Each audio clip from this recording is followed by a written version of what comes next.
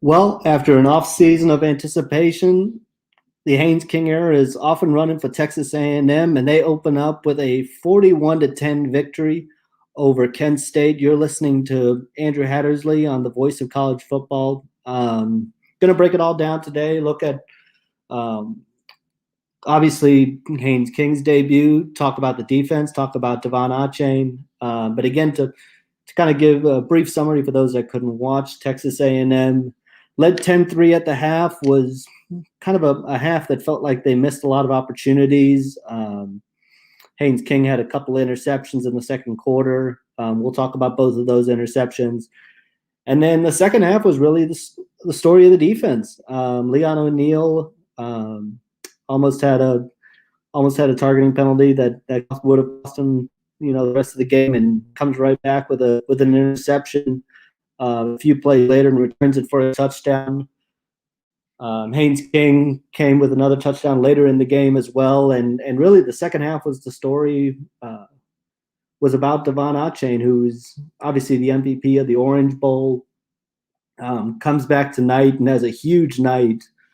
Goes for 100 and 124 yards. So, let's start with Haynes King, though. That was obviously the story all off season long about how he would look. He was named the starter recently.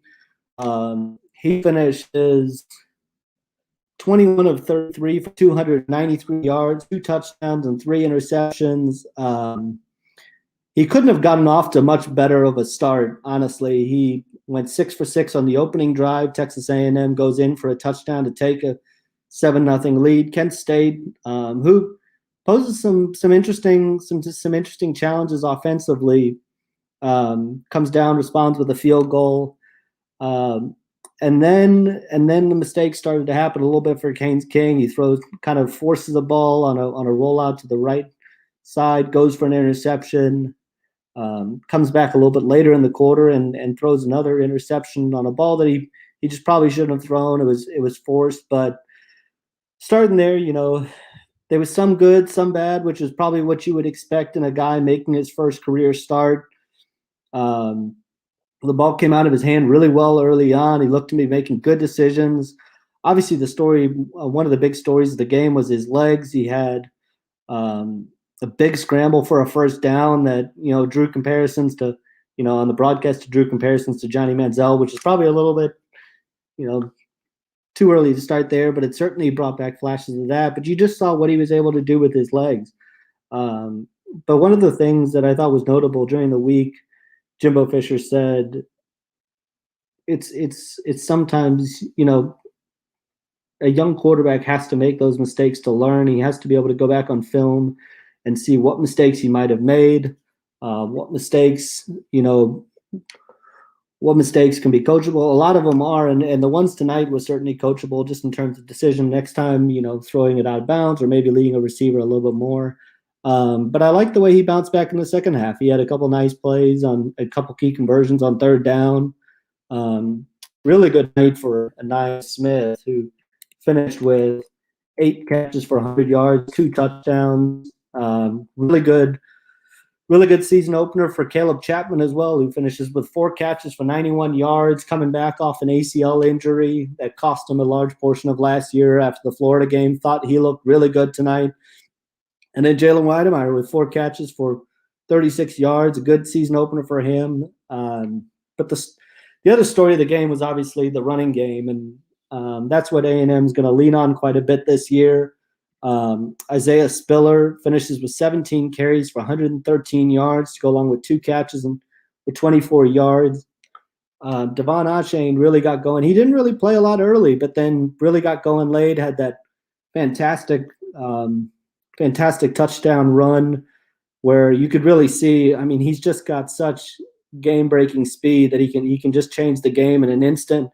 And he gave A&M a 27-3 lead right after and that game really flipped right around that midway of the third quarter with the Leon O'Neal interception that was returned 85 yards for a touchdown.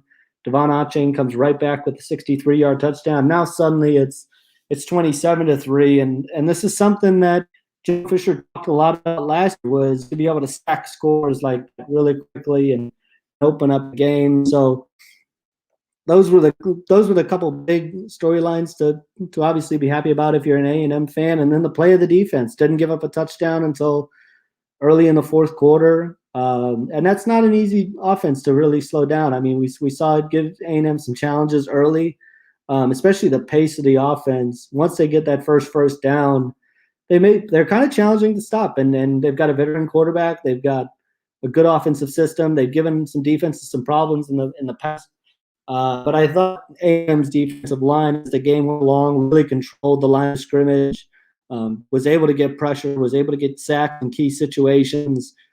But this, there's some things to build off of this, and we all knew that it wasn't going to be perfect right off the bat. I think that was talked about all off season that A&M wasn't going to come out tonight and look like a flawless team, but they've got the big storyline is, can this team beat Alabama? And this is kind of the starting point now. And they've got 5 games, obviously go on the road next week to face Colorado, come home and face New Mexico. And then they've got the 2 SEC games against Arkansas and Mississippi State before the big game against Alabama. And that's going to be the big question is this team ready to play Alabama on October 9th?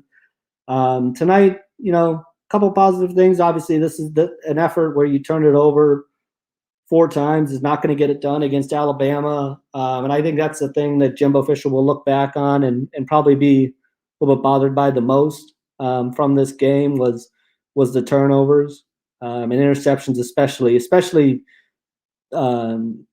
in opportunities that they had chances to come away with scores, especially that first interception.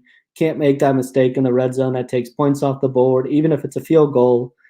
It still takes points off the board, so that's going to be something to clean up going into next week. But we really saw, what this offense could look like, and it's. I think Haynes King made some nice throws. We saw kind of the deep ball come in late in the game. Would have liked to have seen it maybe in the first half as well. Saw a little bit more explosiveness out of the receivers this year, and that, in the first game, that's a good sign. It's obviously going to be something that's going to be tested once you get to SEC play. But otherwise, it's the type of start you look for, and they got going in the second half, outscored Kent State 31-7, so to really take control. Another big storyline coming into the day was the play of the offensive line, and Bryce Foster got the start up front for A&M. In terms of what the job that they did, I thought Shamar Johnson looked okay, not great, but ultimately, if we go here to the stat line, Kent State finishes with 2 sacks on the night. Not really what you would want to see. I thought they struggled at times, and that they didn't really do a lot to answer the questions that they had coming in. Too many penalties. That's going to be a big thing to fix going forward. And then we kind of saw some of the things that come with a new an experienced offensive line, and that's one thing that is going to have to get fixed going forward. But it's also important to remember it's the first game. It's the first game, and a year ago against Vanderbilt was not pretty either. A&M really struggled. And another area that I think going forward was something that's going to be, that Jimbo Fisher really looks at is their red zone production, 4 to 6 in the red zone. But more importantly, 2 red zone turnovers. And that's when you're trying to come to elite status, can't have turnovers in the red zone, especially against Kent State, because once you start to get to SEC play, those mistakes are going to be a little bit more costly. So that was the big thing. And then really the penalties again, especially with a quarterback that is making his first start. You can't have penalties. A&M six penalties for 70 yards. Had a couple holding penalties in there that just puts you behind the chains a little bit, and puts your quarterback in a tough position, forces him to make difficult throws, which they were able to overcome a couple on the first drive, but it hurt them as the game went along.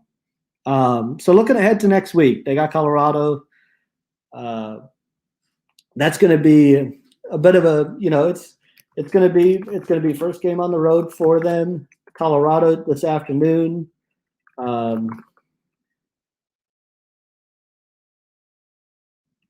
Colorado opened with a win over Northern Colorado, 35-7. Will be obviously more of a test for both sides. The altitude's going to be a big question for A&M, just how you handle that. But really, it's going to be about limiting turnovers, especially as you go on the road. I think that was the big thing that everybody took away from today was the turnovers.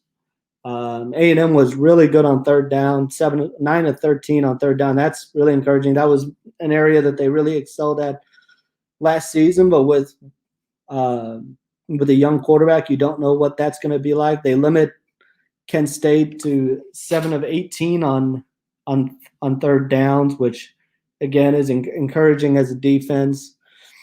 And I think the big thing that A&M will want to do is continue to force turnovers. You saw, especially when you're relying on a defense that's such a veteran defense, you're going to need to get a couple turnovers to turn a game around like it was tonight. So I guess just turning to overall outlook coming out of this, you have a team that pulled away in the second half. I don't think this is going to leave Texas A&M fans overwhelmingly confident going forward. I think it's going to leave them in wait and see mode about where this team is going into next week, going into the beginning of SEC play, and it's going to be all about what changes did they make from week 1 to week 2 that is going to kind of tell a lot about where this team is. But ultimately, you get a win, you get an opening win. We've seen some teams really struggle in their openers today, and it's something that is certainly you're never going to look perfect in game 1, and I think that's important to remember is you kind of get the first one out of the bat, be able to go back and study film, but then just moving on to I guess three things to like, 3 things to to be concerned about. The first has to be the running game. A&M runs for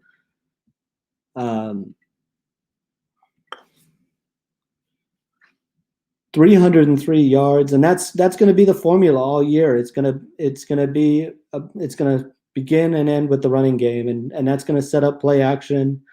So that was one thing really liked. The defensive line, the play of the defensive line. You saw guys like Shamar Turner get into it, Fadil Diggs get into it. Kind of some of those younger players make plays. A&M was missing quite a few guys on the defensive side of the ball today. Mike Clemens. Didn't see McKinley Jackson a ton. Didn't see Miles Jones was not out there. So you saw some young players make some plays, and that's encouraging, obviously, and to go along with the veteran play. And then for me, the other thing I liked about what A&M did, just game plan wise, was they got Haynes King outside the pocket, made reads a little bit easier for him, which really helps. And I think it's going to be something, especially as this offensive line continues to grow and continues to try to develop and build that chemistry. It's going to be important to kind of get Haynes King out of the pocket, be able to use his legs. We saw some of that speed today that has been talked about so much. On the negative side, again, number one for me is red zone production. They've got to be able to finish drives in the red zone. Got to be able to make tight throws and windows. Turnovers are obviously a big thing. They kill the momentum. And then the play of the offensive line, I think it's got to get better, and especially along, Shamar Johnson was brought in as a veteran presence. had the holding penalty, gave up a couple pressures. Again, we're going to be here every day after every game after this season. If you've got any questions, feel free to fire them away, and I'll answer them. You share your thoughts on the game and where you think this team is going forward. But overall, I think the one thing to talk about that was another positive was just the crowd. It was great to have a full crowd again, and the energy in the stadium. It was just watching games throughout the day was tremendous to have the crowd, the energy that was in the stadium tonight.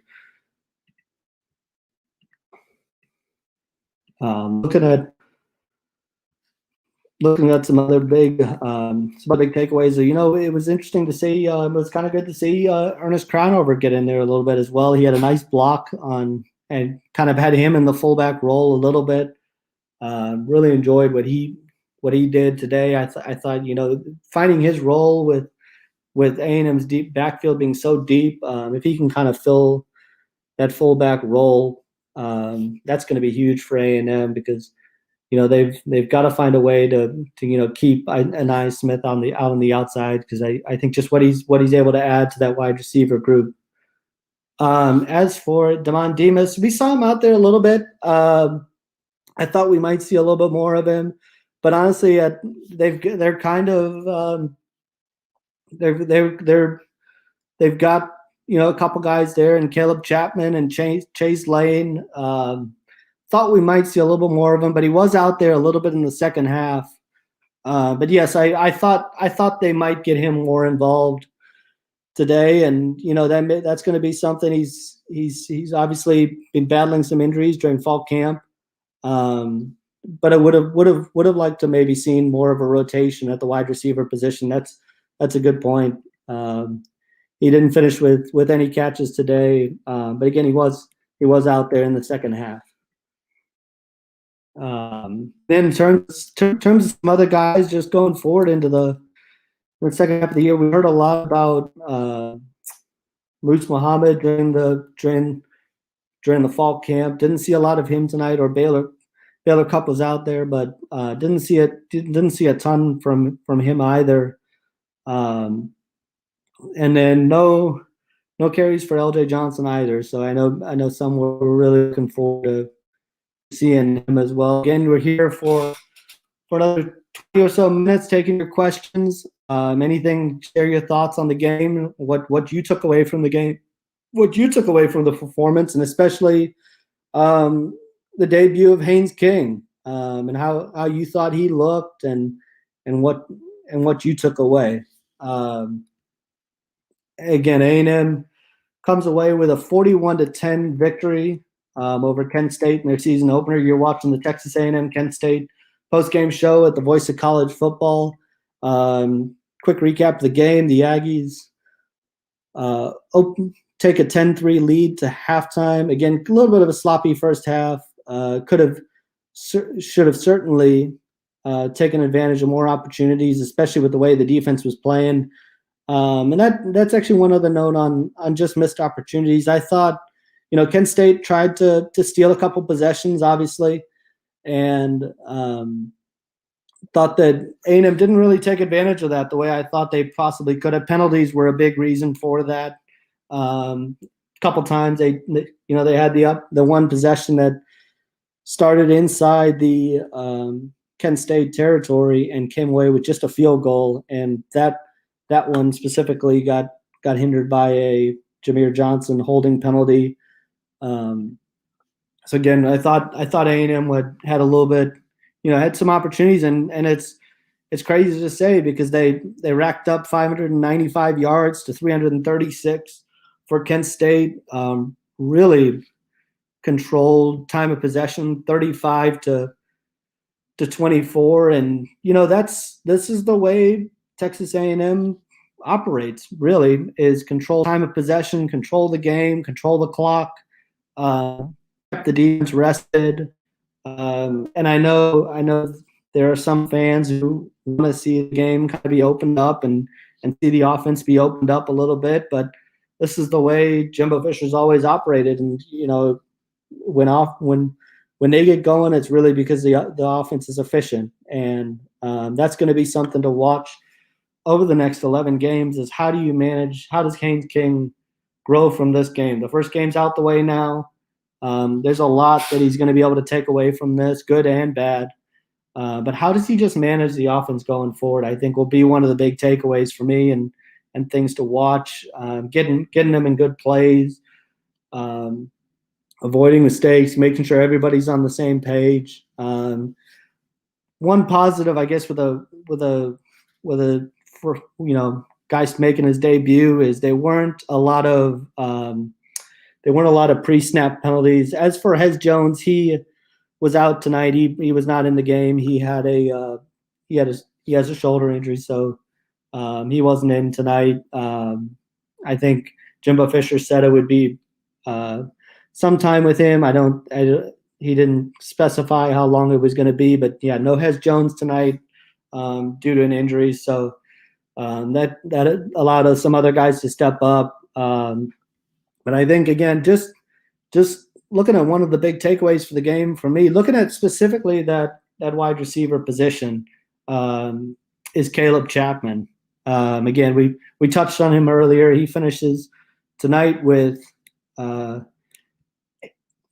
catches for 91 yards on 5 targets, had a deep ball that got underthrown by Haynes King that he wasn't able to come down with. Reminiscent, actually, of the deep ball that he had in Florida. I thought he really added that big playability that was missing last year from the A&M offense, and helped kind of complement the offense overall. Chase Lane is a guy that is great in situations where to move the chains, to come up with those key catches on third downs. Then you've got a little bit of the explosiveness of Anaya Smith, but I thought what Caleb Chapman was able to do really open up another dimension for this A&M offense.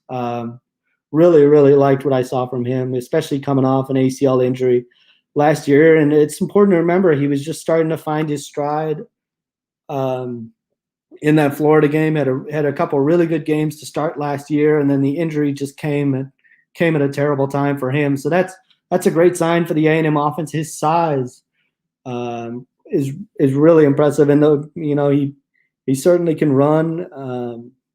And it's just a big target for Haynes King. We saw them connect on the deep ball down the middle of the field, which, yeah, to your point, Ghost fan, I think you're 100% correct. They took more shots, and it just keeps the defense honest.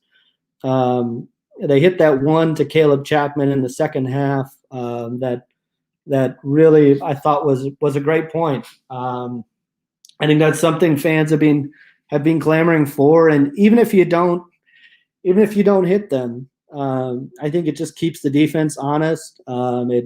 It certainly, it adds it adds kind of that quick strike if you're able to hit them. Speaking of quick strike, we have to talk again about Devon Achane and what he was able to do. 12 carries for him for 124 yards and 2 touchdowns. I know there's a question early on about just where was he when he played in the first quarter. I think it's going to be kind of one of those things you see Jimbo Fisher kind of manage throughout the year is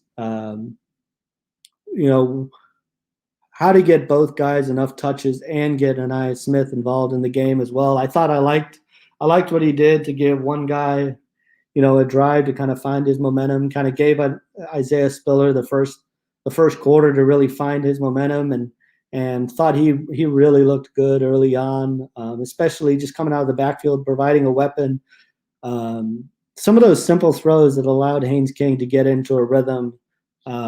6 of 6 opening up, really good start for Haynes King. And then, we saw some of the bumps in the road, but then later on, my goodness, the long touchdown run from Devon Achane in the third quarter, you just saw that track speed, 63 yards to give A&M a 27-3 lead. The game really turned on a dime in those couple of minutes. You saw, obviously, A&M kind of came out of the break, still looking for for some momentum. They got a Seth Small field goal to make it 13-3 early in the third quarter. And then the Leon O'Neal interception. I know there's different opinions, and I know Leon O'Neal is very, very outspoken, but he really does provide a lot of juice to this defense, and comes up with a huge interception, one of 2 interceptions for him on the night. And that really turned the tide in the game, because he takes it back for an 85-yard touchdown as Kent State was going into scoring. Keep in mind, if Kent State goes in and scores there, it's 13-10. Instead, it's 20-3. Puts Kent State on their heels, changes the game plan, because Kent State early on gave A&M some challenges, running the ball, using some quarterback runs, and then getting again into the flow of the offense. And for them, once they get that first down, really tough to stop, because they just play at such a pace that gets you almost scrambling defensively. It tests you. Can you make the right call? Can you get in the right alignment? Can you get lined up? Can you communicate what the plays are? So that's a really challenging defense to go against, and I don't think that should be discounted, that A&M was able to hold them out of the end zone for the first 3 quarters. That's a really good sign, because leading up to this week, I don't think there would have been anybody that would have questioned if Kent State was gonna give us some challenges early on. Was important to hold them to a field goal the first drive, kind of get that stop, get some momentum. They started to get some momentum. I think it takes a little bit to get used to playing an offense like that, because they just go at such a speed and keep pressure on you the entire time. But again, huge play from Leon O'Neal to have that interception, to finish with 2 interceptions. Both, mind you, came in the red zone, and really turned around drives. That's basically 14 points you're taking off the board, and you turn around and return the one for a touchdown. That's a 21-point swing. And then I guess for the final, takeaway from tonight is, for those bettors out there, my goodness, A&M had a 29-point line coming into the day. I know this will be something on Bad Beats that probably gets discussed on later on, but A&M has a 29 point spread coming into the day. The kicker misses a short field goal late in the fourth quarter, keeps the margin at 31. And then Kent State comes back down, has a chance to, again, put a dent in the spread, and kicker again misses wide right off the upright, so kept it at 31. So I'm sure for those who bet on the game and bet on A&M covering, we're really happy on that one. But again, looking forward to next week. I think it's going to be a different test for A&M. Especially dealing with that altitude. We'll see how many starters they get back. Looking at Colorado today and what they were able to do. Again, they lost their quarterback during the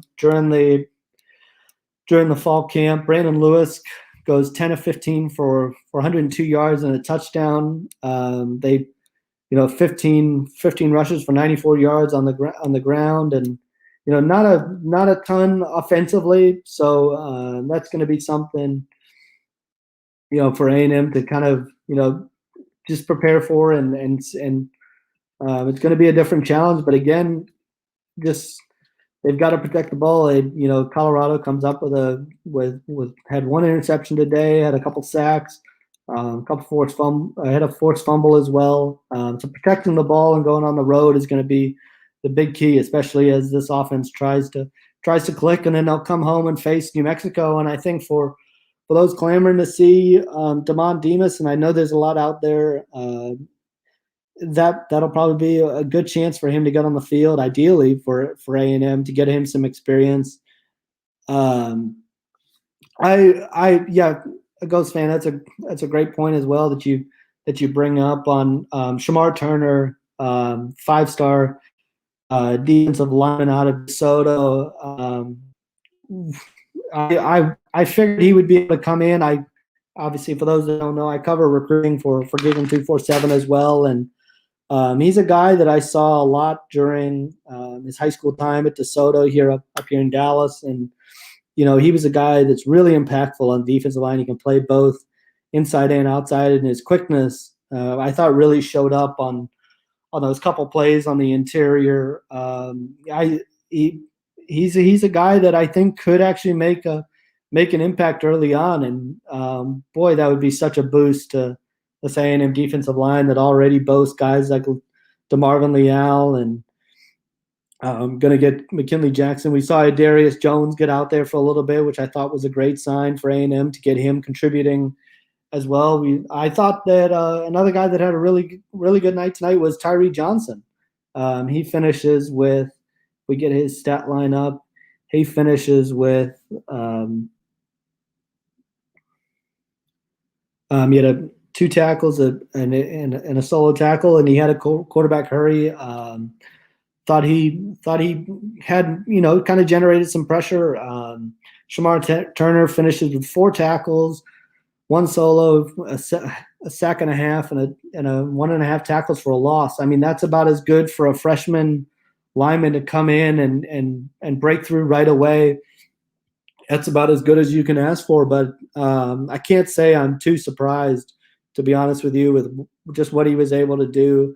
Another couple key takeaways. Speaking of those young guys, we saw Tyree Chappell out there quite a bit, actually.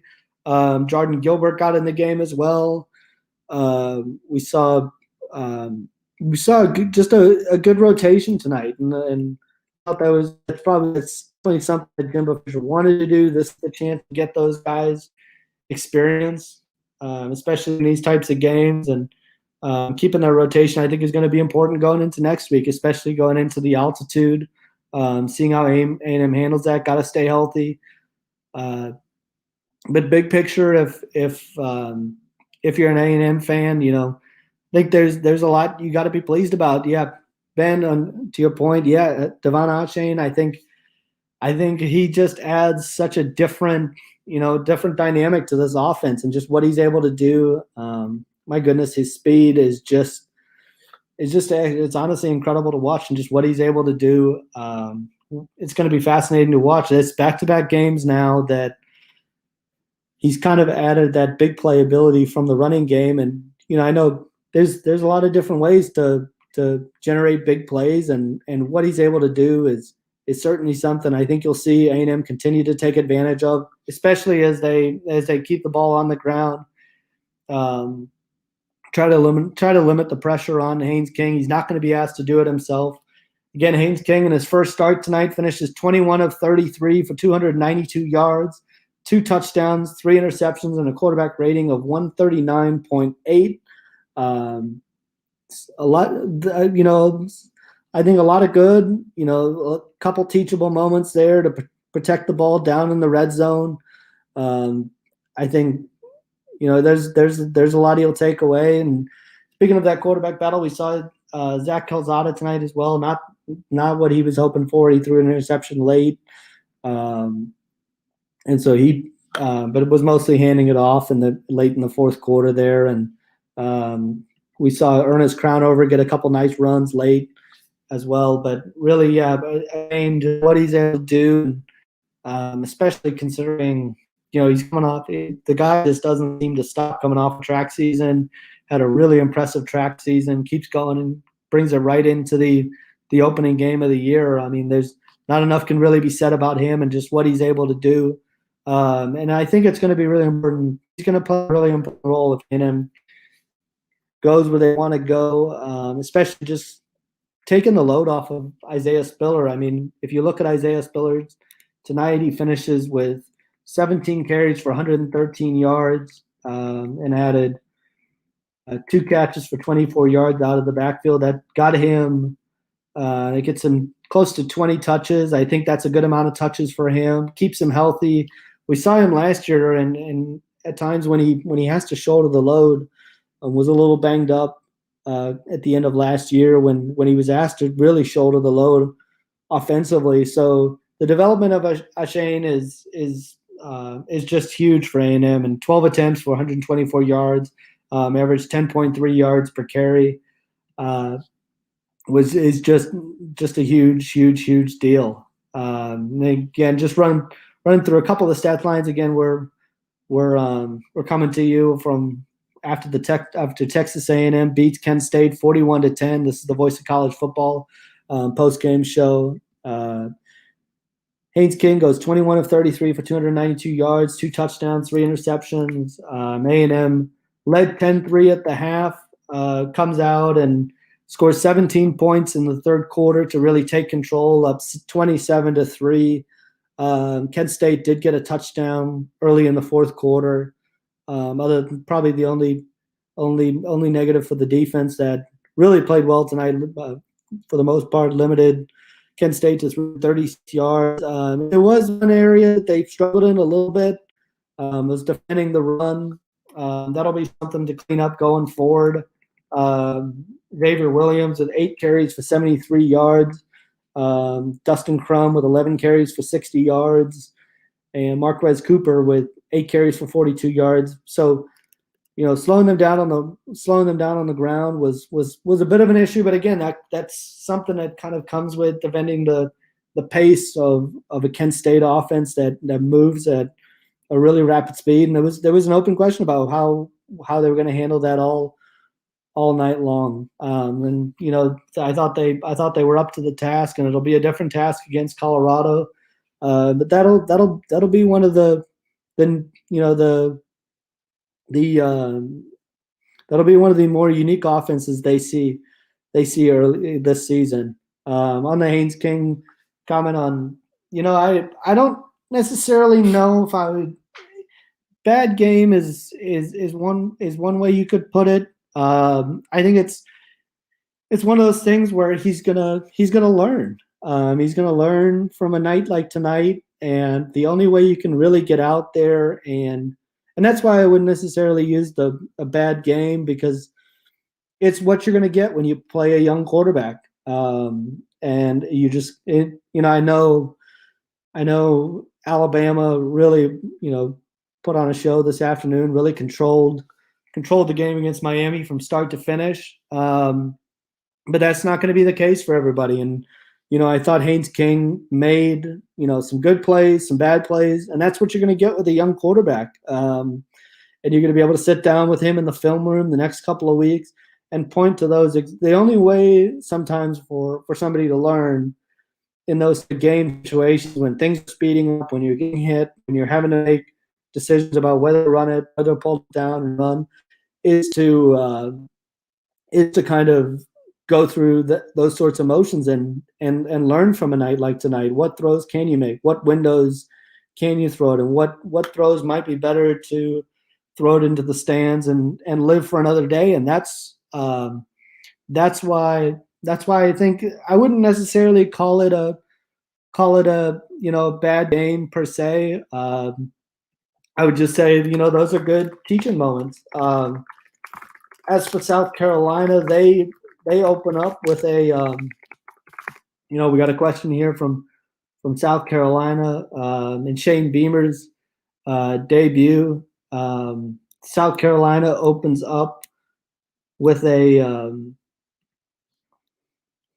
46-0 win.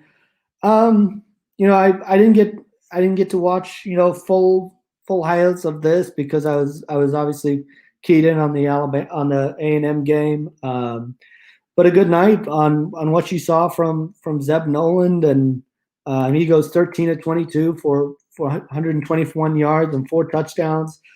They got a lot going on the ground with Zach White, 12 carries for 129 yards and a touchdown. I think they're going to get their big test will be next week. Obviously, I think we'll learn a lot more when they face East Carolina, and then the big challenge is what happens against Georgia in a couple weeks on September 18th. Georgia, one of the big stories of the night, they pull off the win against Clemson, and maybe for that one, it's not necessarily that Georgia won, because I think that game was a bit of a toss-up, but how they won, hold Clemson down offensively, was, I think, not necessarily something a lot of people are coming on, just on to to see that game be the defensive battle that it was a bit of a surprise. Yeah, for them, getting Doty healthy is going to be the big key. That's going to be the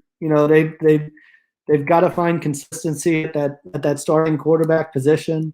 But I think it's hard. It's hard to be upset as a South Carolina fan opening up with the 46-0 win. I think that'll be the big takeaway is shutout win. That you can't be upset with that. But I think their questions will all be answered in a couple weeks. Taking some questions here after Texas A&M opens with a 41-10 win over Kent State. Texas A&M opens the season 1-0. The Aggies will go on the road to face Colorado next week, then before returning home to face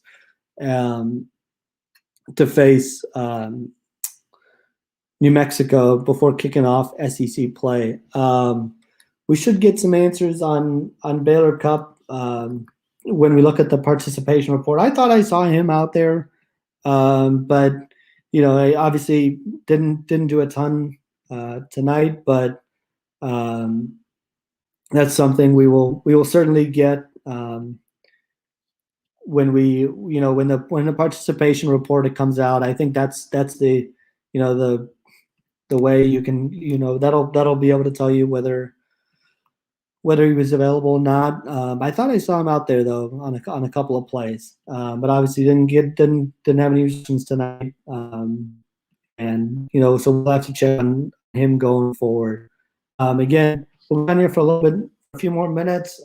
Texas A&M opens up with a 41-10 victory. We'll be on here every night after the Texas A&M games, talking about it, taking questions from you guys, and answering anything that you have.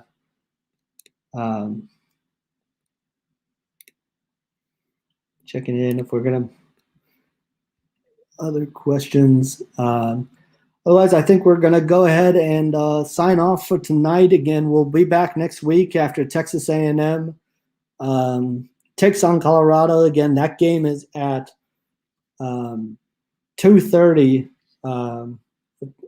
Central Time. Game will be on Fox in Denver in Power Field and Mile High. So we'll see. A good question here on the linebacker core. I thought they looked solid tonight. I thought they flew around with the football. The running, defending the run was kind of one concern I would have. I would give them about probably a B to B plus. I thought they got in the backfield a little bit, generated some pressure, but would like to see a little bit better job going forward defending the run. Yeah, we can run through some grades actually real quick on just the defensive side. I thought the defensive line really good. Secondary solid. Another guy that I thought had a really good night was Brian George. I know he kind of got tested at the end of last year, late in the year. Thought he did a really nice job. Thought he looked good tonight. And, he was tested again. On the offensive side of the ball, I think you have to have Haynes King in about the B- range, just because of the turnovers. Production offensively, I thought he made some good throws. The ball came out of his hand well for the most part, but about a B-. Offensive line, I would have probably in the B range as well. I thought, giving up 2 sacks, that's not terrible, but not great either. Thought they could have done a better job. Running backs, I think you have to go with an A just based on what Isaiah Spiller and Devon Achane did tonight. Thought it really looked good. Tight ends again looked solid. I thought they were involved in a variety of ways. Got involved in the run game, got involved in the pass game, so have to be happy there.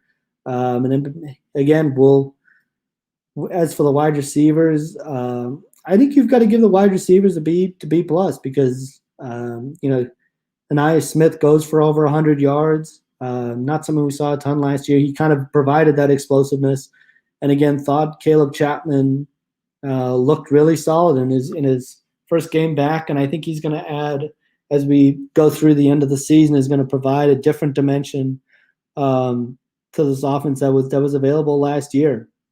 So again, just about reaching 45 minutes here, so I think we're going to go ahead and wrap this up. Thank you for those of you who joined and followed along. Again, we'll be here every single weekend after Texas A&M plays. So next weekend it'll be around 6 o'clock East Central Time for those following along. Have a great night. Enjoy Sunday, and we'll be back again soon. Looking forward to a fun season.